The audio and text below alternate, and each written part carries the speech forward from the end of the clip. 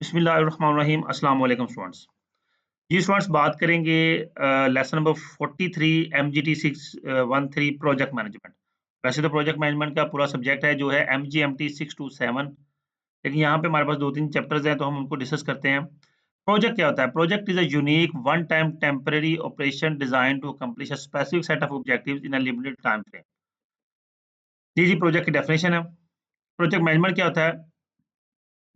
Project management is the organising, अच्छा ये ऊपर चलिए वो तो ठीक हो गया। Project management is organising and manage resources in such a way that these resources deliver all work required to complete a project with a definite scope time and cost constraints. क्या है जी? प्रोजेक्ट मैनेजमेंट एक project को complete करने के लिए हम resources को organise करते हैं, मैनेज करते हैं इस तरीके से कि हम अपने काम को जो रिक्वायर्ड टाइम है, रिक्वायर्ड ड्यूरेशन है और जो कॉस्ट कंस्ट्रेंट्स हैं उनको के अंदर रहते रहते जब हम उसको कंप्लीट कर लेते हैं तो ये सारी मैनेजिंग प्रोसेस को हम प्रोजेक्ट मैनेजमेंट कहते हैं। दोबारा रिपीट कर ले, हमने एक प्रोजेक्ट कंप्लीट करना है एक पर्टिकुलर टाइम में, एक पर्टिकुलर कॉस्ट के और कुछ रिसोर्सेज को यूज करते हुए। तो जब हम इनको एक अच्छे तरीके से मैनेज करते हैं तो this is called project management. Next हमारे पास आता है what is the key success factors. Top down commitment, having capable project manager, have time to plan. जी, हमारी कमिटमेंट्स अच्छे, अगर अच्छा कैपेबल प्रोजेक्ट मैनेजर जो कि प्रॉपर प्लान करे, ट्रैकिंग, कंट्रोल, गुड कम्युनिकेशन, ये सारी चीजें मिलके हमारे सक्सेसफुल की फैक्टर्स बनते हैं। नेक्स्ट हमारे पास आता है प्रोजेक्ट मैनेजमेंट हॉस्पिटल। बल्कि हम इसको इस पर टाइम ज़ाया नहीं करेंगे, हम चलेंगे अपने क्रिटिकल पार्ट पे जो इसमें काम की चीज़ है। ये देखें जी, एक हमारे पास एक पूरा स्ट्रक्चर है, इसमें ये समझ लें डिपार्टमेंट 1 है। यहाँ से कुछ डाटा, कुछ प्रोडक्ट्स बन के डिपार्टमेंट 2 में जाती हैं, कुछ 3 में जाती हैं। 3 से डायरेक्टली 5 में जाती हैं, 2 से 4 में भी कुछ आती हैं, कुछ डायरेक्टली 5 में चली जाती हैं और फिर 4 से 5 में आती हैं। यानी कि तीनों डिपार्टमेंट से चीज़ें 5 में आई और 5 से फिर 6 में चली गई, मूव इन। ये मुख्तलिफ हमें होते हैं। अब बेसिकली मैंने बात की, कुछ यहाँ पे टर्म्स भी आएँगी, उनको डिस्कस कर लेते हैं। Activity in row, the network diagram connection in which rows designated activities. Activity node, network diagram connection in which nodes designated the activities. हम बात करते हैं क्रिटिकल पाथ की। यहाँ पे हमारे पास क्वेश्चन आएगा, डायरेक्टली हम उस क्वेश्चन को सॉल्व करते हैं और अपने काम को कंप्लीट करते हैं और यही हमारा आज का है। ये PERT और CPM, इसको स्टैंड फॉर देख लें। PERT क्या होता है? प्रोग्राम इवैल्यूएशन रिव्यू टेक्निक, और CPM क्या होता है? Critical path method. हम क्रिटिकल पाथ मेथड और इन PERT को दोनों को देखेंगे जी। क्वेश्चन आता है आगे हमारे पास, ये देखें, ये क्रिटिकल पाथ मेथड है। एक पाथ ये है कि हम 1 से 3 की तरफ जाते हैं, 3 से 5 और 6 में आ जाते हैं, फिर 1 से 2, 2 से 4, 4 से 5, 5 से 6, फिर 1 से 2, 2 से 5, 5 से 6। ये 3 हमारे पास मेथड्स हैं, पाथ्स हैं। हम ये जो पाथ है, पाथ 1 से 2, ये 8 वीक्स लेता है, 2 से 6 फिर 4 6 वीक्स, फिर 3 वीक्स और फिर 1 वीक। कितना हो गया? 8 और 6 14, 17 और 1 18। 18 वीक्स लगते हैं जी इस पाथ को कंप्लीट होने में। अगर दूसरे पाथ की तरफ चलते हैं, 8 और 11 19 और 1 20। पहले हमारे निकले थे 18 वीक्स, अब 20 वीक्स हो गए, तो ये और ज्यादा हो गया। तीसरे पे आते हैं 4 और 9 13 और 1 14। तो ये तीसरा पाथ जो है ना, ये सबसे शॉर्टेस्ट पाथ है हमारा। नेक्स्ट आएंगे जी, network activities. ES early start, EF early finish, LS late start, LF late finish. इनको मैं थोड़ा सा हाईलाइट कर देता हूँ आपके लिए। जी, आगे आते हैं।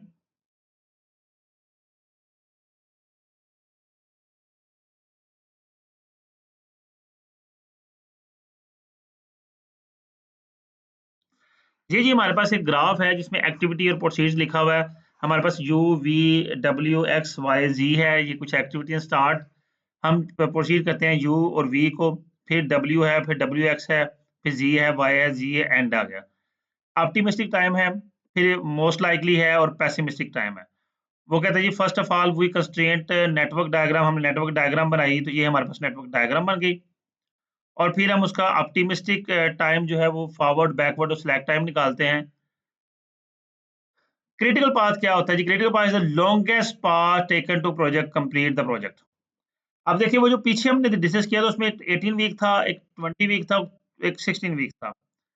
ये 14 वीक था, सॉरी। तो जो 20 वीक्स है वो हमारा लॉन्गेस्ट पाथ होता है किसी भी प्रोजेक्ट को कंप्लीट होने के लिए। देखिए जी, हमारे पास यहाँ पे 3 पाथ बने हैं, एक यू डब्ल्यू जी और एंड, फिर V X Y G end, फिर वी डब्ल्यू जी एंड। तो इसमें 145 डेज लगे, इसमें 170 डेज, 135, तो हमारा जो क्रिटिकल पाथ है वो 170 डेज का है। ठीक हो गया जी। Critical path calculate standard deviation of project portfolio.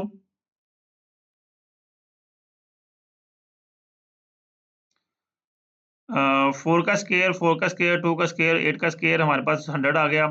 Then square root of 100 10 days आ गया। Also individual sum of standard deviation 18 days. ये भैया यहाँ पे क्या कर रहा है? अच्छा, वो इस चीज को कैलकुलेट कर रहा है, ठीक है।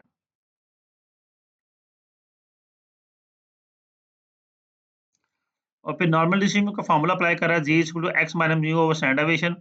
नो सिंस एक्स हमारे पास 200 डेज है, म्यू हमारे पास 170 डेज है, स्टैंडर्ड डेविएशन 10 डेज है, हमने भी फाइंड किए हैं स्टैंडर्ड डेविएशन। ठीक है जी, ये 10 डेज हमने फाइंड किए हैं। ठीक है।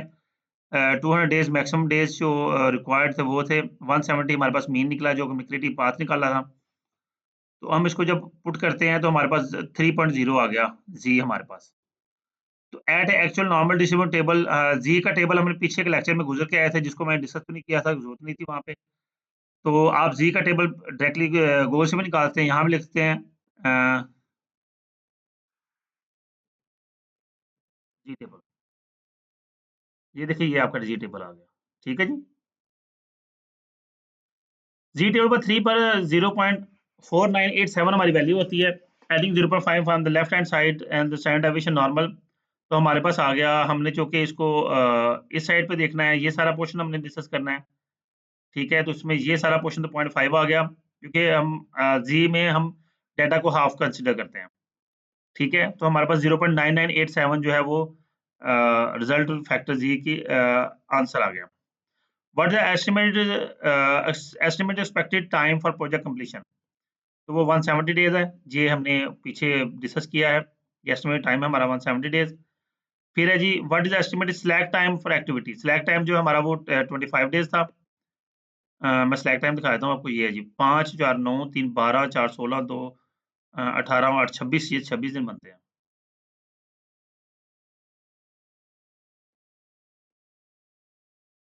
खैर सॉरी, 26 है नहीं, तो फिर 25 ही आएगा एस्टिमेटेड टाइम। एस्टिमेटेड उसने बात की है स्लैक टाइम।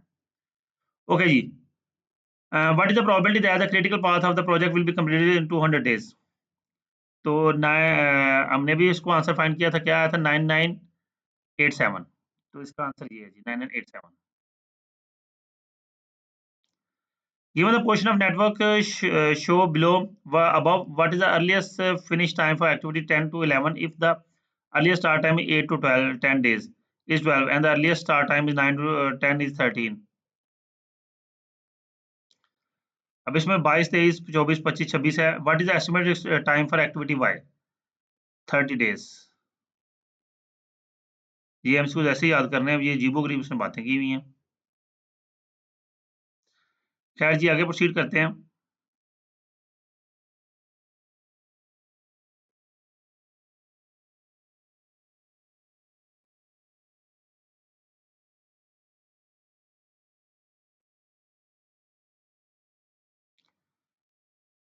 ये वेटिंग लाइन में हमारे पास डिस्कस करने के लिए कुछ भी नहीं है, इसलिए हम इसको कोई डिस्कस नहीं करेंगे।